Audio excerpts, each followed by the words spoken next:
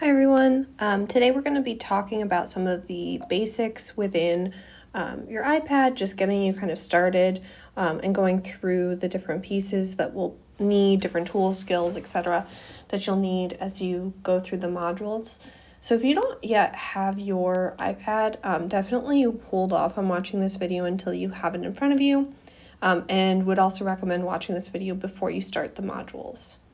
With that said, if you are an Apple user, you might find that some of this is a little bit of a reminder or something you may have come across before.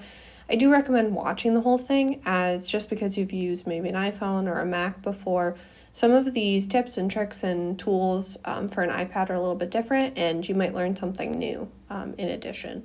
If you've never used an iPad before, hopefully this will be helpful to you as you begin using your iPad. First off, let's talk about some basic settings. So first we're going to talk about Apple IDs. So the Apple ID is really how you access all of your apps, your tools, different things on your iPad. If you have an Apple ID already, maybe you have an iPhone or another Mac device, you can continue to use that same Apple ID. We find that it helps folks to have one Apple ID. It's one account that you can remember, but also because if you download something on one computer or device or what have you, you can then access it on all of your other Apple devices. In general, having one Apple ID just is a lot easier. If you don't have an Apple ID already, you can create one. So you can see in our link to the Apple Teacher Center in the modules, there should be a link there to actually create a Apple ID. You can also do this by going into settings and go to Apple ID. And if you don't have one already, it'll prompt you to create one. If you do have one, you can log in. And then also we'd recommend associating your Apple ID with two emails, your IFisher email and a personal email. And how to do that is actually right there on the screen. So you go to settings, Apple ID, name, phone numbers, email, and then edit. So next we're going to talk about adding a name to your iPad. We recommend adding a name to your iPad other than what's listed, because by default, what's listed is a string of characters that probably doesn't look recognizable or is super helpful to you. Changing your iPad name not only helps you, but it helps when you do things like Airdrop or Screen Mirror. It'll actually show the name of your iPad. So for instance, if you're airdropping with someone and you want to make sure that your name is showing up so they know that it's coming from you, you would obviously want to change your name. Reverse, if someone's airdropping to you, they can easily find you in a menu, but also if that person has changed their name on their iPad to their actual name, it'll make it easier for you to recognize that person. As we're talking about this, just a reminder that really you shouldn't ever accept an airdropped item from a device that you don't recognize. We'll talk more about airdrop in a couple slides, but just wanted to mention that there. So before we move on, I'll just show you how to do this. So I'm going to close out of my Keynote, and I'm going to go to settings right here. So it's the gray icon with the gears. And then you're going to tap general over here on the left, about up here on the top right, tap name. And generally you'd want this to be first name, last name, apostrophe S, iPad. And that's just helpful to be able to differentiate between maybe your other Apple devices. You can easily see that this is your iPad. All right, so next we're going to talk about some general settings tips that'll help you utilize your iPad most efficiently. So first we're going to go back into settings, and we're going to go back to general. And then we're looking for background app refresh. It's the fifth or sixth one down. So background app refresh basically allows, when it's turned on, allows apps to update in the background. This can oftentimes lead to your iPad battery dying quicker, as well as your processing speed actually can decrease over time. So we recommend turning this off. Your apps will still update, but just won't update in the background. Next, Control Center. So you can get to Control Center by swiping down from the top right. This is your control center. Your control center might look a little bit different than mine because I've customized it. So if you want to customize your control center, you're going to go into your settings, and just below general, you'll see control center. From here, you can see there's probably items that I've included up on the top here that you don't have. So then if you scroll down, there's items that you can add. Anything with the green plus you can add. You can also remove items. So if there's items that are here by default that you don't want, you can remove them by hitting the red little minus icon. You can also reorganize them by holding on the right hand side there and dragging up or down. Next is Do Not Disturb. So Do Not Disturb is also found in your control center. Do Not Disturb is part of Focus, which is a categorization of different areas and utilization, of your iPad. So basically, Focus allows you to set up different settings for your notifications, for the apps you want to display, and other things for different areas of your life. Most people are pretty familiar with Do Not Disturb, but basically it allows you to say that you don't want notifications or alerts for however long. You can say just turn it on and it stays on until you turn it off. You can schedule it. You can do a bunch of different things with it. So I currently have Do Not Disturb on. You can see I have the little blue half moon icon. If I tap on it, I get some additional options. And then down at the bottom of that box, there's settings. So if I tap settings, this will actually take me into the full settings for Focus and specifically Do Not Disturb. So you can see I can update who's allowed to send me notifications, what the home screen and lock screens look like, and then I can schedule it to turn on at certain times. Now, I recommend that if you use Do Not Disturb, that you also actually check your notification settings. I've noticed that there are certain apps that seem to not necessarily work with Do Not Disturb, so I recommend checking your notification settings and making sure you find the right balance for yourself. So then the next thing we'll talk about is the widgets. So widgets are kind of previews or snapshots of apps on your iPad. So you can see for me, I have two widgets on the screen, the weather app and then the batteries app right here. So you can add widgets by pressing and holding on the background and everything starts to shake. And then up in the top left, there's the plus icon up here in the top left. From there, you'll see a whole menu of options. Some of these are going to depend on the apps you have downloaded, but some are available by default. We recommend definitely adding the battery widget, which will show you your iPad's battery as well as your Apple Pencil battery if it's connected. It'll also show you battery for things like AirPods if you have those connected as well. So once you're done, you can either tap on the background or hit done up in the top right, and that'll save everything for you. Okay, moving right along. So gestures. So there's a couple gestures that'll be really helpful too as you navigate the modules. The first one is access dock. So if you're in an application and you want to open an app, open the dock to see apps, you do a gentle swipe up from the bottom and that'll open your dock. Next one, oops, sorry everyone. Next one is access notifications. So you're going to swipe down from the top, and this is one I still struggle with. I often get that option instead. There we go. So you can get your notification center. So that's your notifications. Oops. And you can swipe up to close it. Control center we already talked about, but that's a swipe down from the top right. Access recent apps. So you're going to swipe to the center of the screen from the bottom and hold for a second. So I'm going to close that app, and then there's my recent apps that I've been using. And then last one is search. So to do this, I'm going to go to my home screen, I'm going to put my finger in the middle of the screen and gently swipe down, and you get a search. And that should work across apps, across files, different areas. All right, so next we're going to talk about cursor movement. So oftentimes I find folks don't realize they can do this, but there's some unique things you can do with your cursor on an iPad. So I'm going to go ahead and open Safari, and I'm just on a page on the IFisher website. And you can see I was doing some stuff with highlighting the other day. So what you're going to do is press and hold on a piece of text. So I'm going to say, I want to hold on that. When you do that, you can obviously see you got a couple different options here: copy, lookup. Lookup will actually go and look it up for you in a dictionary. Translate, speak. Speak is really helpful because you could actually highlight a whole piece of text, maybe multiple paragraphs, pages, etc., and have the iPad actually speak it to you. Share will go ahead and share it with someone in your address book or with an app.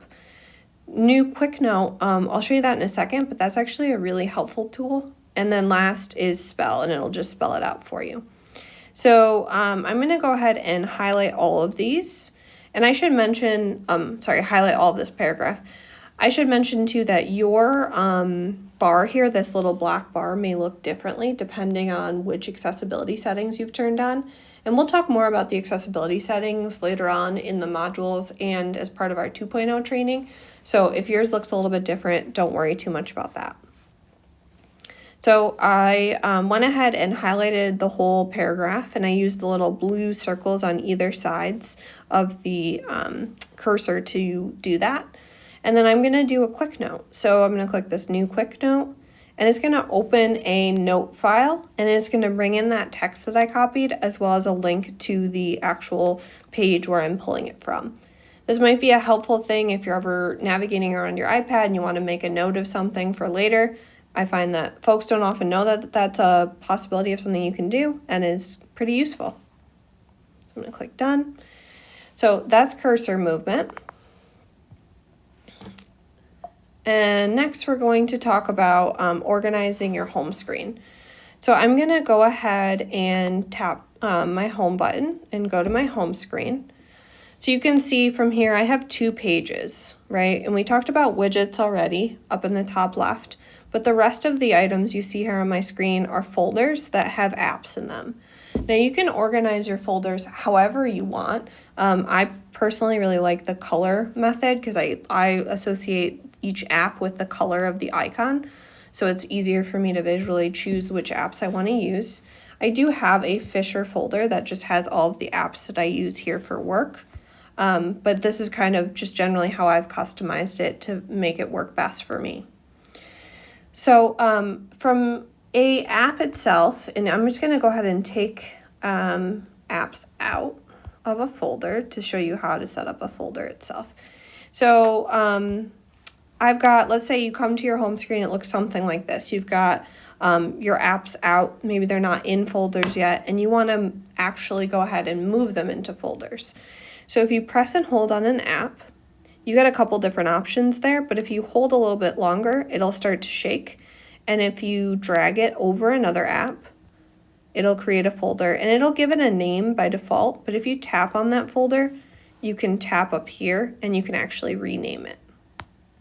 So additionally, I'll go back and show you those other options you get. So if you press and hold on your app, you can create a shortcut, you can add it to the gallery, you can edit your home screen, or you can remove the app. So if you wanted to delete an app, you could use that remove app to actually do that. Also from this view, obviously you see the dock down in the bottom, and we talked a little bit about the dock, but you can add and remove apps down here.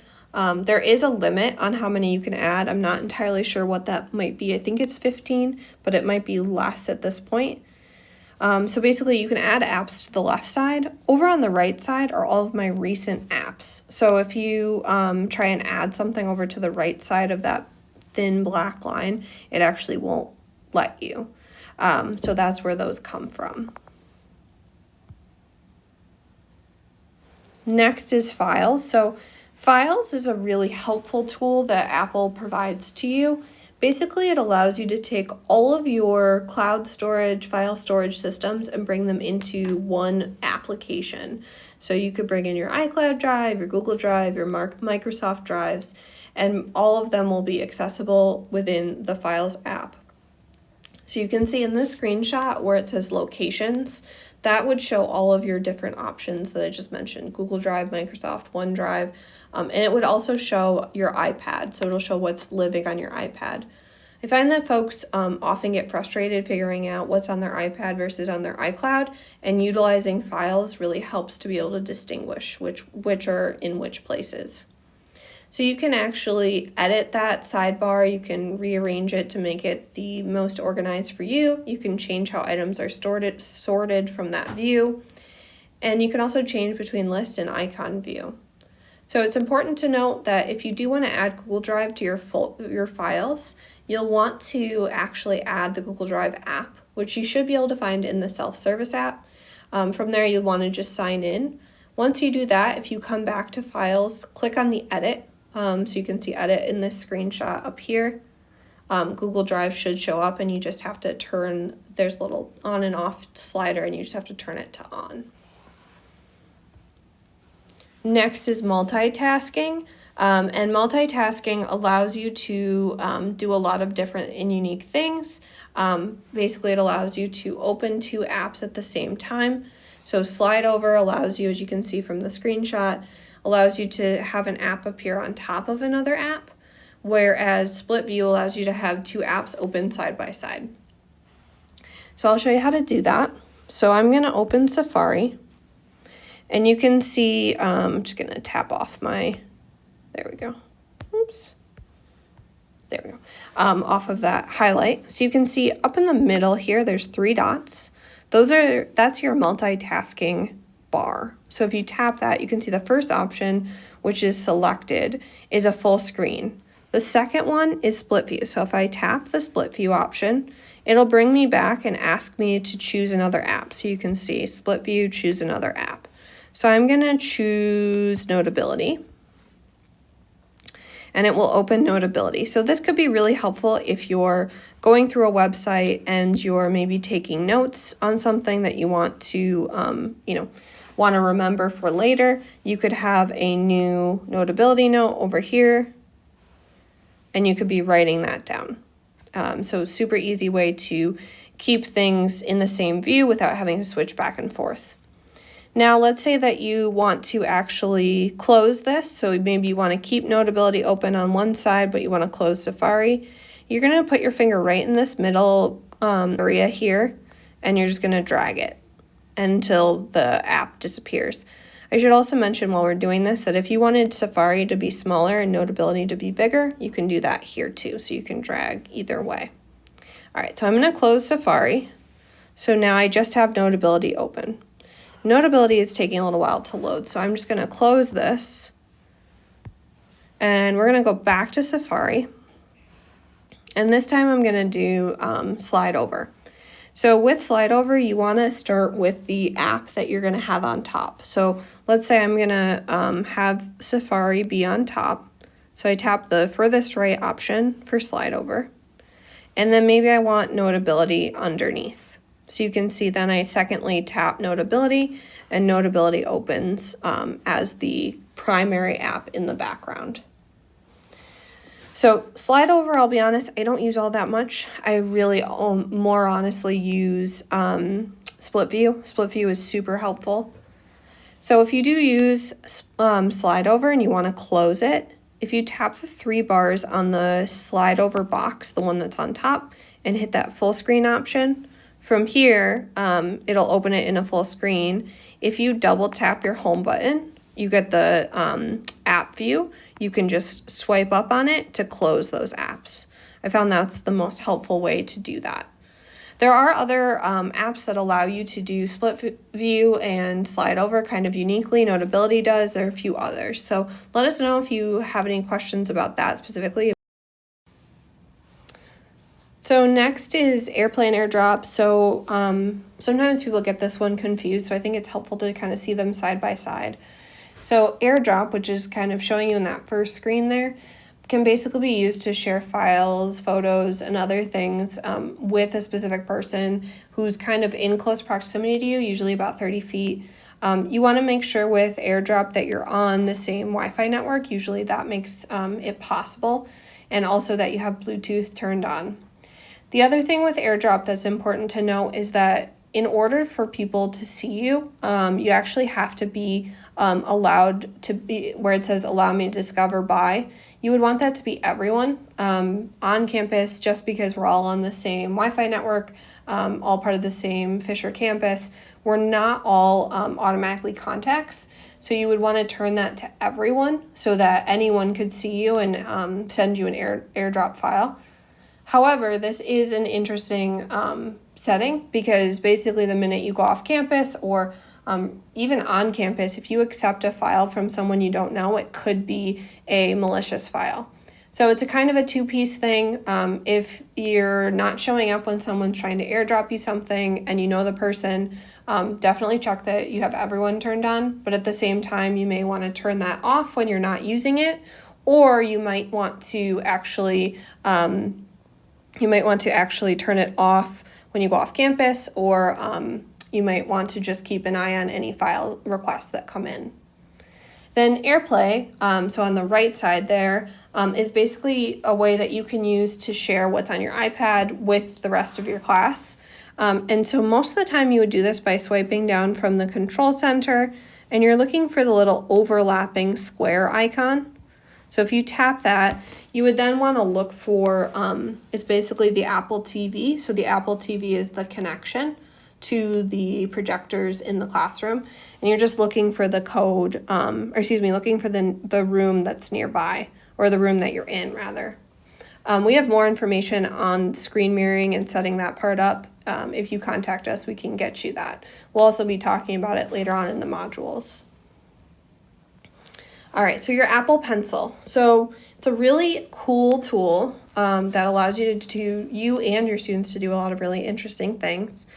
If you haven't already, you're going to want to pair your pencil. So I would say listen to my instructions, pause, and go and do that. So to do that, you're going to take the cap off the top. So you can see kind of in the middle section there where it's showing the little adapter piece. But up at the top, there should be a cap.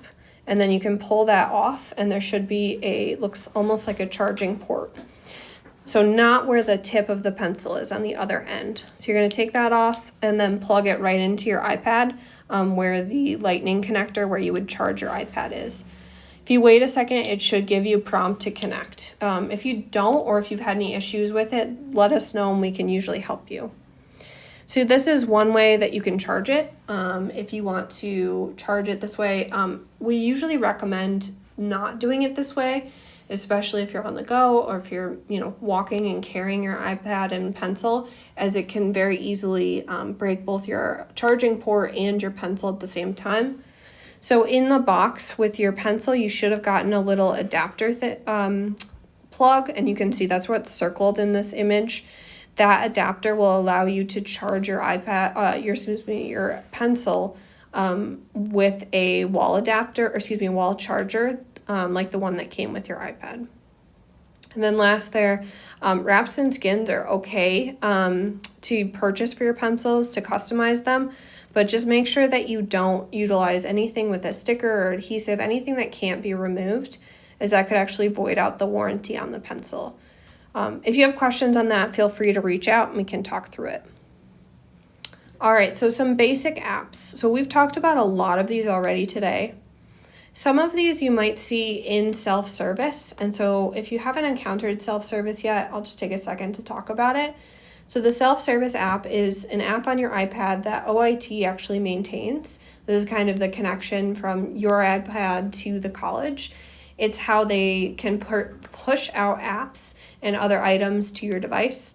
So you'll see, for instance, like the Google Suite, the Microsoft Suite are both in there. So you can download right from there. And there's other items in there as well. There's Blackboard Instructor app, VoiceThread, Turnitin, there's a bunch.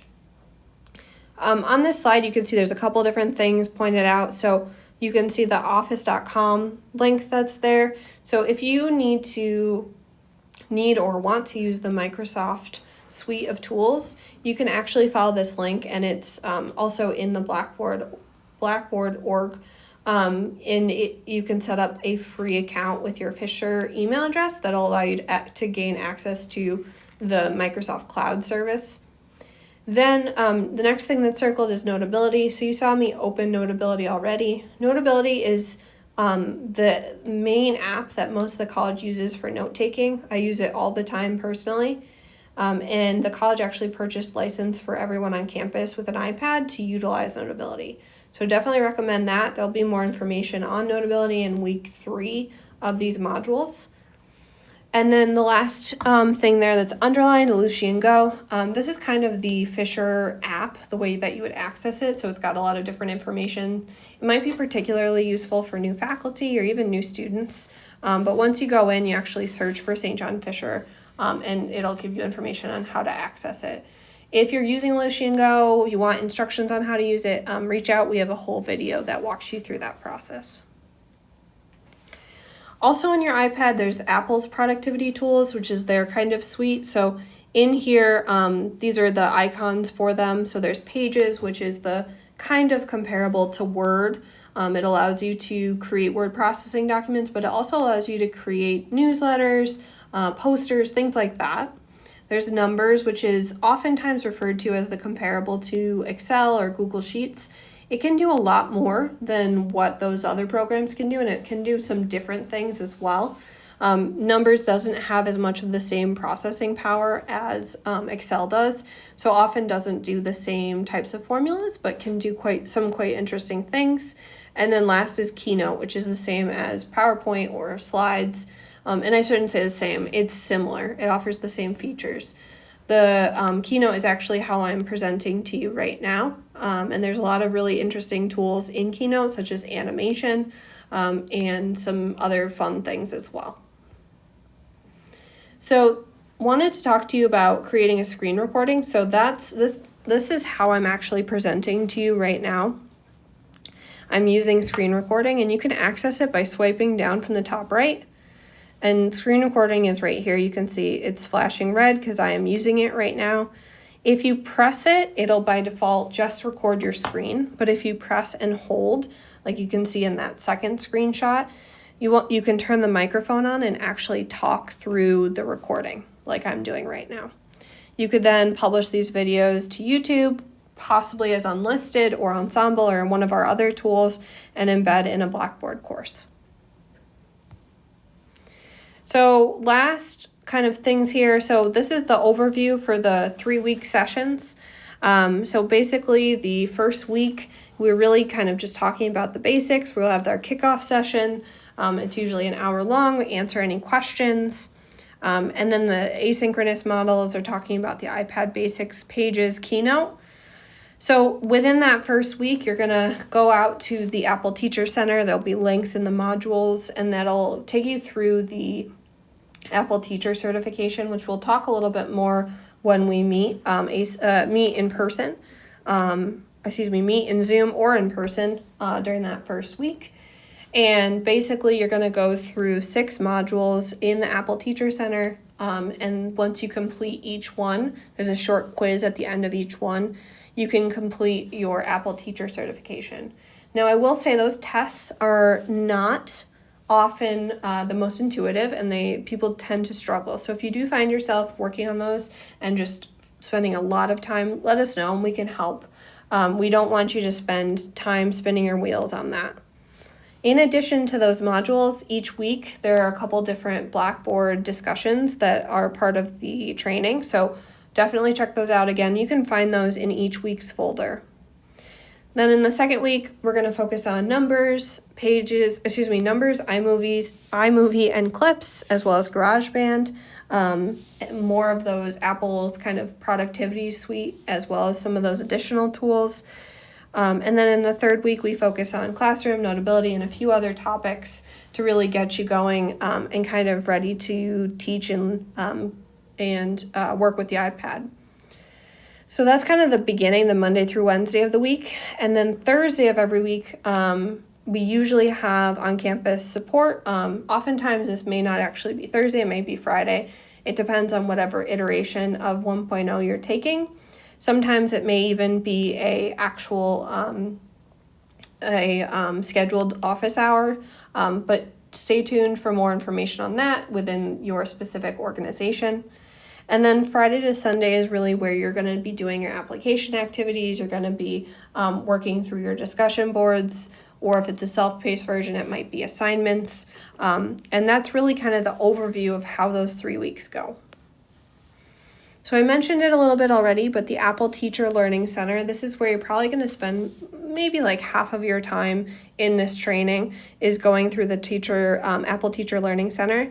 The link to it is right there, but it also is in your modules, so don't feel like you have to remember it from here.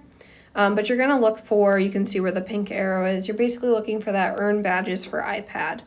That's going to be where you're going to go through those 6 modules I already talked about. So that's kind of the end of everything I've got to cover. If you have any questions, please reach out or hold on to them for the Zoom or in-person session to kick off the 1.0 grouping that you're in. But we really can't wait to see how you use your iPad.